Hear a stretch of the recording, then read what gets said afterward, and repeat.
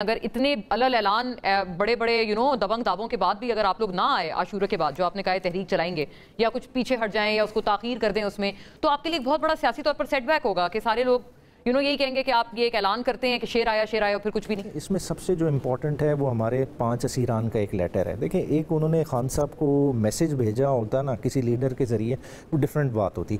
उन्होंने इन अ वे एक open letter लिखा है और ओपन लेटर ने एक पब्लिक में भी एक डिबेट जनरेट कर दी है और ऑल अक्रॉस हमारी पार्लिमानी पार्टी की मीटिंग हुई तो ये लेटर भी अंडर डिस्कशन आया और मुतअद्दिद मुकर्रर ने इनके लेटर में जो ओपिनियन दी गई उसको सपोर्ट किया। तो जब इस कॉन्टेक्स्ट में मुज़ाकरात की बात को ज्यादातर आपके पार्टी के जो कमेटी में सारे पार्लिमानी पार्टी के जितने लोग थे, अफराद थे, उन्होंने सेकंड किया। मुज़ाकरात कोई जुर्म नहीं होते, ना ही मुज़ाकरात कोई कमज़ोरी की अलामत होती है। पॉलिटिकल फोर्सेज मुज़ाकरात करती रहती हैं, मगर कई दफ़ा क्या होता है कि दूसरी साइड की सीरियसनेस नहीं होती। उस सीरियसनेस को जनरेट करने के लिए आप प्रोटेस्ट का टूल, प्रोटेस्ट को एज औजार इस्तेमाल करते हैं कि आप टेबल पे प्रॉपरली बैठ सकें। यही तो आपको वज़ीर दिफा साहब आपको स्नप कर रहे हैं इस बात पे। वो कहते हैं आप माइंड बना लें, आपने गन पॉइंट पे मुज़ाकरात नहीं हो सकते। पीटीआई वाले पहले तहरीक चला लें फिर मुज़ाकरात कर लें। ये दोनों आप ना वो करें। फिर पॉलिटिकल प्रोसेस को पूरा वो फिर अंडरस्टैंड नहीं कर रहे ना। देखिए, हम प्रोटेस्ट क्यों कर रहे हैं? देखिए, हमारा क्या मसला है, हम 8 फरवरी से एक चीज़ का शोर मचा रहे हैं कि एक इलेक्शन चोरी हुआ है। देखिए ना, आज तो डिबेट जनरेट हो गई, रिजर्व सीटें चोरी हो गई,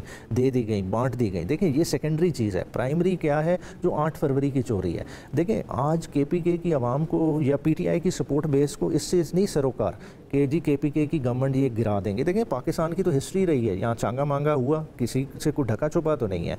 26वीं आईनी तरमीम के लिए जो मंडियाँ लगी वो किसी से छुपी नहीं। सिंध हाउस में क्या होता रहा, ये सारा हमारे इलेक्शन का हिस्सा है। आप भी हिस्सा थे क्योंकि सेनेट के इलेक्शंस की बात कर लें, ये सारी चीज़ें हमारे सिस्टम में होती रही। मगर लोगों का क्या, पीटीआई की आवाम का, पीटीआई की सपोर्ट बेस का क्या इंटरेस्ट है? उनका इंटरेस्ट है कि इमरान खान बाहर आए, इमरान खान के केसेस फ्रिवलेस हैं, तो हमारा फोकस उस तरफ है। देखिए, एज केसेस नहीं ड्रॉप क्या कर रहे, केसेस मैच्योर हो गए, क्यों नहीं अपील सुनी जा रही है अल-कादिर की? खुद देखें ना कि नवाज शरीफ साहब का केस होता है, ठीक है, जिसमें वो डिसमिस नॉन प्रोसिक्यूशन हो जाता है, एब्सकॉन्डर वो डिक्लेयर हो जाते हैं, तो रेड कार्पेट ट्रीटमेंट मिलता है अदालत में।